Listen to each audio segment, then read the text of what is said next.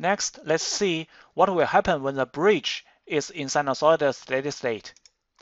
Because of SSI analysis on resistive circuits with complex coefficients, all the conclusions on the resistive circuits are right.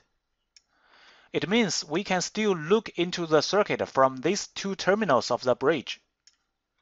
By applying Thevenin theorem, if this impedance times this impedance equals that impedance times that impedance, the A to B terminal's open circuit voltage is 0.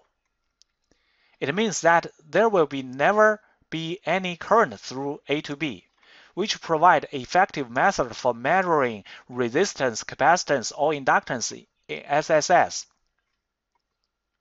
Next, let's draw the equivalent circuit in SSS.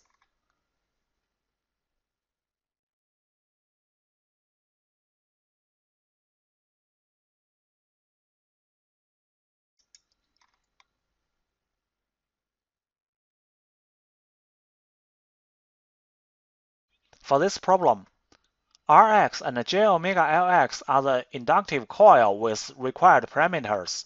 We want to know the inductance of the coil and the parasitic resistance of the coil.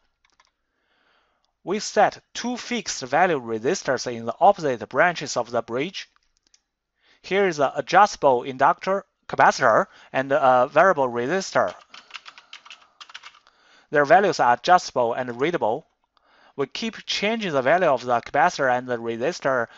When the reading of the current meter is 0, according to previous discussion, it needs to satisfy the criteria.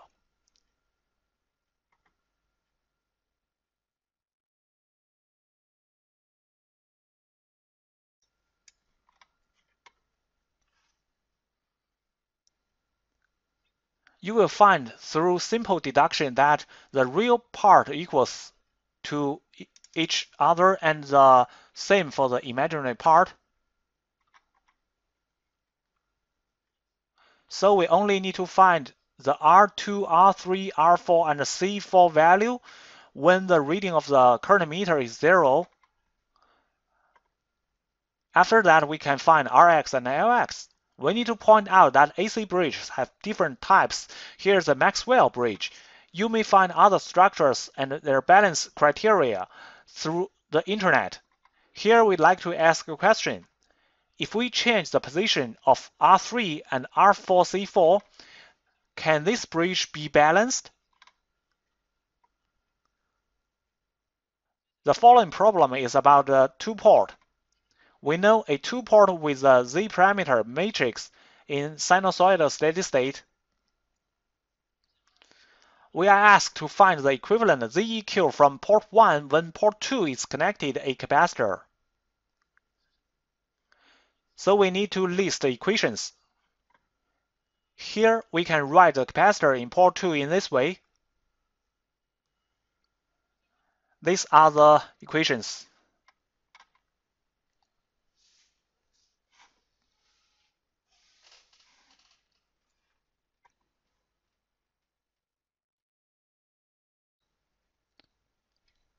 The former two are the parameter equations for two-port. The third equation is the complex Ohm's law in port 2 when the voltage and the current are with non-associated reference directions.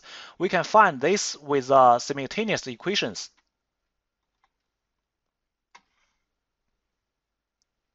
It seems that the problem has been finished, but let's think more.